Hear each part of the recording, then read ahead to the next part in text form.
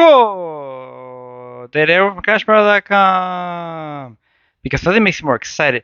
On today's video, I'll be giving my 2025 review of the Pogo app, which promises to pay you for doing everything. Legit or scam, and it's still worth your time. Thank you very so much for joining me. So I actually made a review of the Pogo app. Gosh, I've done so many of these ones. I think it was last year. And unfortunately, right now we are going through not just inflation and real life, like the price of everything is increasing, but unfortunately the payouts in these apps is decreasing. So it's getting a little bit harder to find the apps that are paying a lot, and I've been really hoping I could find one for you guys, like Richie Games last year was really really good. So and it's just been hard to find those just like really really high paying apps. Uh, But we have a few that are still around that have survived the test of time because we have seen a lot of closures or a lot of shutdowns, like the Astro Rewards app, which shut down last year. So Pogo is still around. So I figured it's time to make an update video on this one, an updated review for 2025, and tell you guys if it's legit or scamming. So what's your time? Well, first of all, legit or scam, it is legit. It does pay out. You do have to earn a minimum of $5 worth of points or 5,000 points to earn a payout. But the good thing is then you can just redeem it directly into your bank account and you'll get it pretty quickly. So I am a fan of that. So the app itself, like I mentioned, promises to pay you for everything. So what does that mean? Well, it is a jack of all trades, a master of none. Let's get that out of the way first.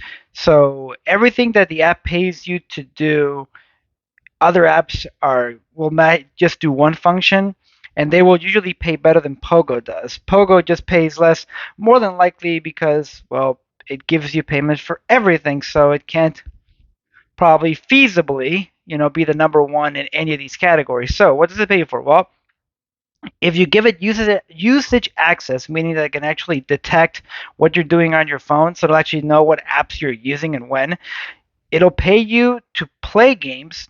So it'll actually give you a 5 point reward just for launching it. Really, there's no real minimum as far as how long you play a game. As long as you launch it, it'll just give you 5 points, and it'll do that once per day.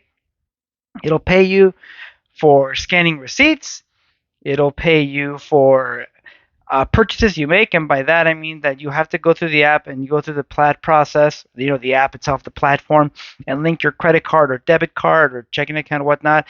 And once you make a purchase, it'll actually give you some money back, or technically points back, for all your purchases.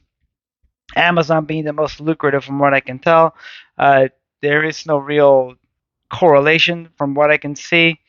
Well, there is, but not that I've been able to actually figure out as far as how many points you get per purchase or per dollar purchase. I don't think it's actually based necessarily off of the dollar purchase you make. It's based off where you buy from, hence Amazon being the most lucrative.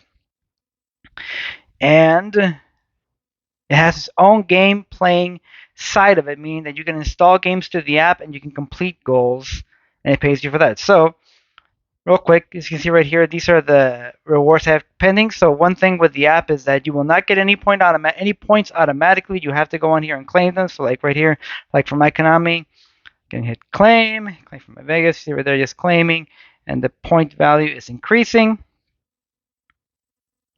Claim from Amazon, and there you go. The other thing it actually does pay you for is watching ads. So your daily ad streak. So you can get 20 points per ad watched, or technically 2 cents because 1,000 points is $1. And if you keep your streak going every 5 days, at least for now, every 4 days for now, you get actually 70 points for the first ad you view, but still 20 points for every other ad, because you can do up to 3 per day. So you just hit the claim button here on the ad streak. You'll watch an ad and boom, it'll just have a little check mark here. The little fire you see right there on the left, you only get that if you watch the 3 ads, which I did on this one yesterday. And then you have right here, these are the game. So it has a couple of different ways, or I guess what methods of playing games and getting paid. So this right here, these rewarded games, As you can see right here, these point values are massive, like 425,000 for Star Trek, 599,000 for Fish of Fortune. So that essentially equates to like $600 or $400.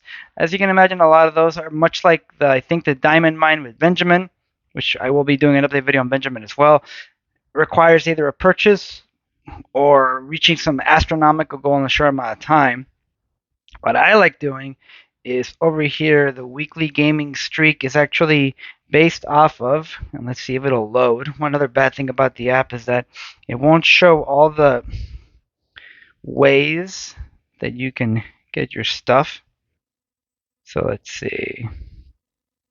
You go to My Games. You're here, right here. The Pogo Quick Play, earning every minute. That's actually not true. I have not had, at least for me, for the last like year, technically, I have not had a single one of those. But those are the ones that have tasks that are more obtainable, that you can then actually hit to get your points. The Power Play is the big challenge, is big money, so insanely hard to do and probably require a purchase to do so. So the quick play is again the one I prefer. The tasks are not obscenely hard to hit. Payouts, not the greatest, but that's also because you have this weekly gaming streak. So all you have to do is earn points once from a game on any given week, and you'll get that extra bonus. So like you see right now, I'm on week 5. That was 250 points or 25 cents. Next week is 300, so on and so forth. The only bad thing about this is it disincentivizes you from continuing to earn, because if you want to keep hitting these bonuses, it doesn't matter how much you earn from the game, meaning they could be the very first task, which must take you a few minutes to complete, and you'll get your bonus. So then you my strategy there is I've been looking at the tasks, like most of them are casino games that I have right now. So like if it says earn points for hitting level 50, I'll keep playing like on the background, like I always recommend. And once I hit level 49, I'll just stop, and then I'll wait until this resets again, and then go in there, hit level 50, and repeat the process in one of the 3 games that I currently have installed. So, as you can see right here, I'm sure if you've been watching my videos, this interface is very familiar for you, this white label platform that they use. But that is it. That is Pogo in a nutshell. You also get a referral program with it, and I'll put the referral link in the description if you'd like to support. But for the referral program, you get 250 points once your referral hits 5,000, so 25 cents. But your referral also gets a 250, so there you go. We both win technically. Is Pogo an amazing app, amazing payer? No, not at all. It does take a while to hit these goals, and there's so many things that you have to keep track of that it can make it a bit overwhelming with just having one app that does everything. The reason why I've kept Pogo installed this entire time is because the automatic cash back on purchases, because I have my credit cards linked to it. The receipt scanning, I just have my routine where I use Coin Out, Receipt Pal, Fetch Rewards, Receipt Hog, and now also Pogo. And the receipt payments here, it pays you 10 points per receipt, so 1 penny. And if you do 7 in a week, it gives you 50 points, so another 5 cents. So essentially, 7 receipts in a week will give you 12 cents. You're right there. But just because of all these like things that are not even automatic, but they're passive, and the receipts, I already have a routine. I still think it's worth your time. Again, these pay to play, pay to earn streets are getting pretty rough. So whatever you can acquire, I definitely recommend you add it to your repertoire. I've essentially cash out $5. If I left it completely passive without playing any games, I get $5 like every 3 months. But if I play games, I can do it like every month and a half or so.